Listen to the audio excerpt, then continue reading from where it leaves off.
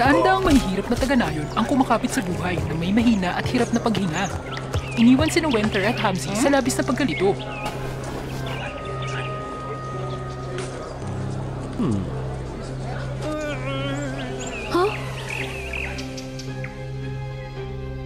Ang panahon sa lugar na ito'y napakahirap, kaya't walang mga pananim na maaaring tumubo ng maayos. Agad na ginamit ni Winter ang kakayahan niya sa pagmamanipula ng panahon upang sumibol, lumaki at mamunga ang mga puno.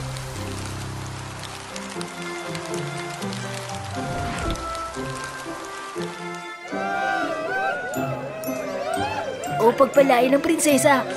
Para siyang diyosa ng muling pagsilang na ipinadala para iligtas tayo.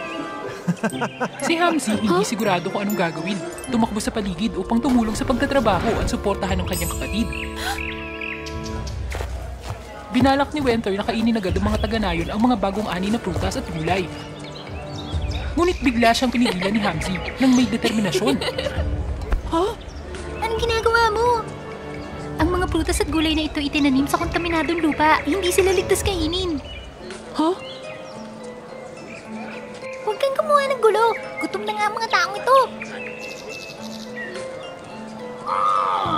Hindi pinansin ang babala ni Hamsi, itinaboy siya ng mga taga-nayon at kinain ang pagkain ginawa ni Winter. Ang kate! Hamsi, bakit hindi mo ipaliwanag na nakikita mo ang espiritu ng pagkain? Pinalaan kita! Para saan pa? Para sa kanila, walang kwenta ang kapangyarihan ko.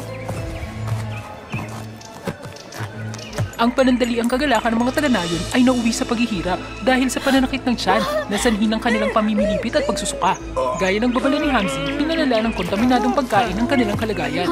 Salamat at naisip ito ni Hamsi at mabilis na namahagi ng panglinis sa pagkain para iligtas ang mga taga-nayon.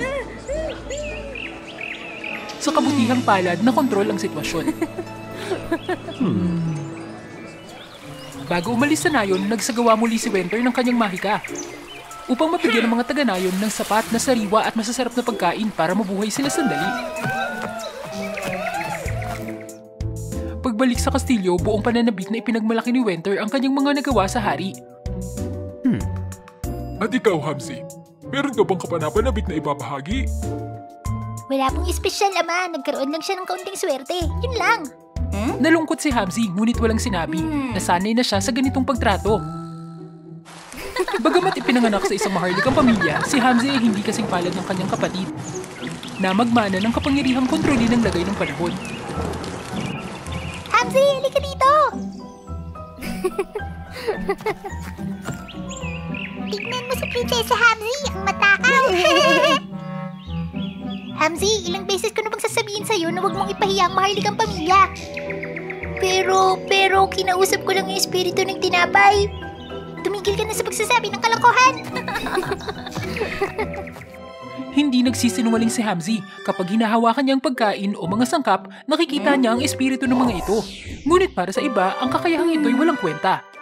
Ama, ang aming kamakailang paglalakbay ay para humanap ng regalo sa kaarawan mo.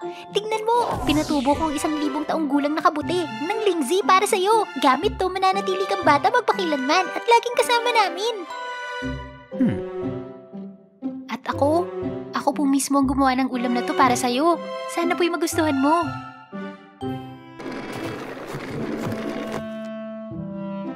Tumawa ng malakas ang kanyang kapatid sa simpleng regalo ni Hamsi. Ngunit ang hari ay ngumiti at pinalakas ang loob niya.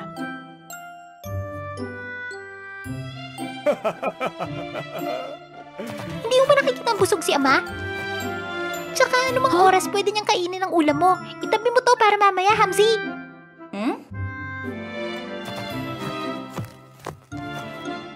Galit pa rin kay Hamsi pagkatapos ng insidente sa mahirap na nayon, nagpasya si Winter na isabotahe siya.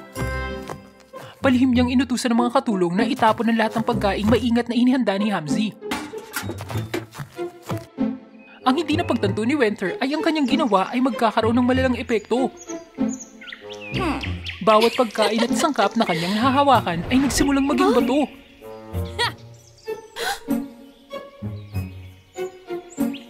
Nahihiya at nalilito sa mga nangyayari. Pinalala ni Winter ang mga bagay. Sa paniniwalang ang pagkain ay kontaminado, galit niyang ginamit ang kanyang kapangyarihan para magpatawag ng malakas na ulan para hugasan ang supply ng pagkain sa kaharian. Ngunit ang aksyong ito ay sanhi ng pagkalat ng sumpa sa hindi makontrol na bilis. Hindi nagtagal, lahat sa kaharian na humahawak ng hilaw na sangkap o nilutong pagkain ay ginagawang bato ito. Ang naipong mga pira-pirasong bato ay nagbunga ng napakalaki at mapanirang nilalang na bato na nagbanta na puksain ang lahat ng mapagkukunan ng pagkain sa kaharian. Si Hamzi ang tanging taong hindi naapektuhan ng kakaibang sumpa. Pagkain na nagiging bato, ito'y kakaiba. Pagkain ka rin. Meron ka bang ideya kung paano ayusin to? Isa lang akong ordinaryong espiritu ng pagkain. Wala akong ganong kapangyarihan. Pero baka alam ng Diyosa ng pagkain ang gagawin.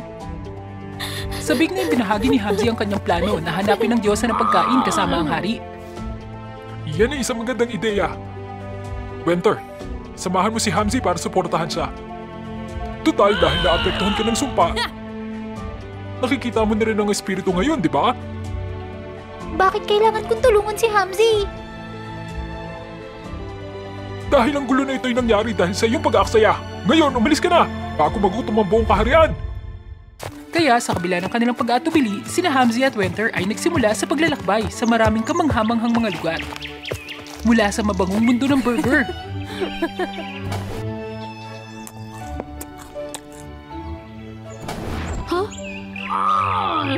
sa matamis at masiglang ilog ng tsokolate, o ang malambot at malamig na lupain ng cream.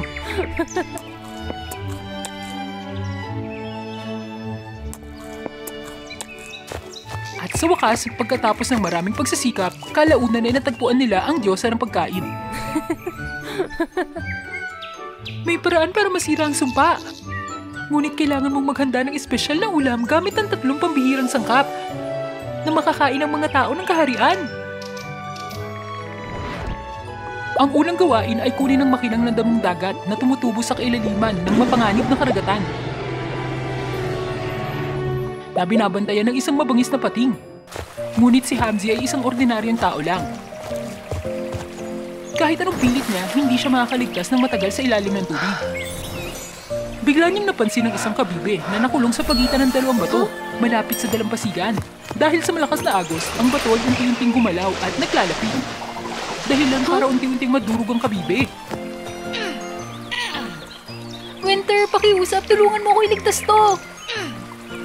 Lagi kang nagsasayang ng oras sa mga walang kwentang bagay. Sa kabila ng pagrereklamo, ginamit ni Winter ang lakas ng hangin upang ilipat ang mga bato at iligtas ang kabibe.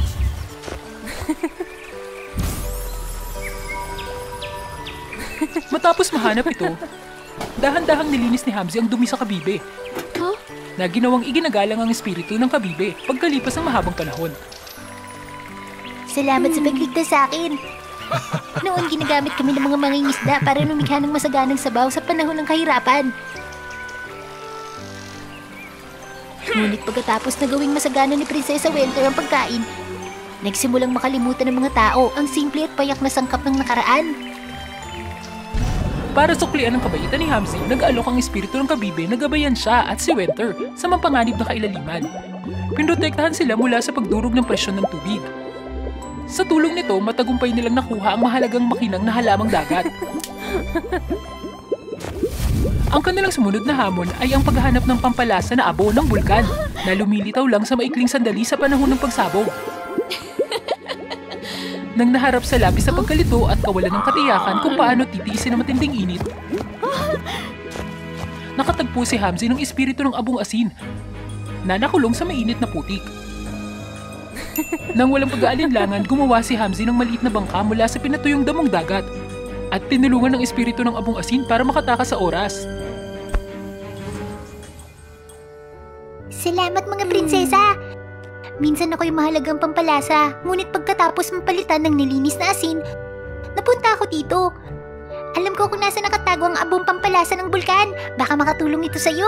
Salamat sa patnubay ng espiritu ng abong asin, hindi na kinailangan ni Hamzi na tiisin ang nakakapasong init at matagumpay na nakuha ang pangalawang sangkap. Ang huling sangkap ay ang dahon ng frost na natagpuan sa nagyayalong bukid kung saan umiihip ang malamig na hangin buong taon. Ang bukid na ito ay dating malago na lugar para magtanim ng mga binhi. Ngunit si Winter na itinuring ito'y karaniwan, ay ginawa itong nagyayalong lupain upang alagaan ng 1,000 taong gulang na damo. Kasalanan ko ba ang lahat?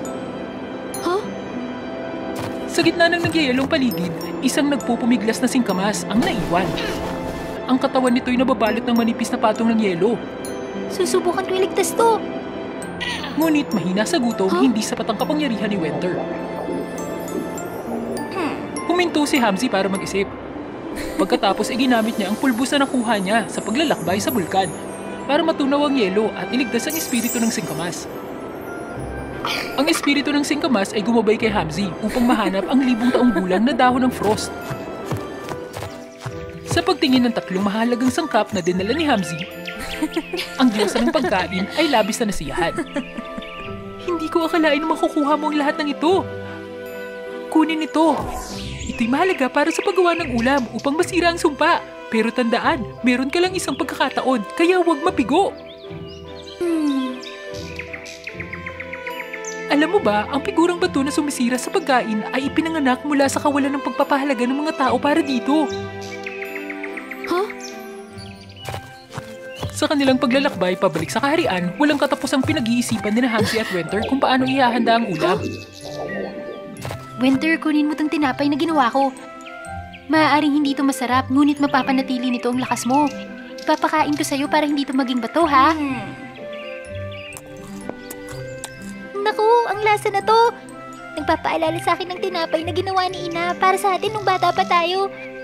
Bakit ko nakalimutan ito ng napakatagal?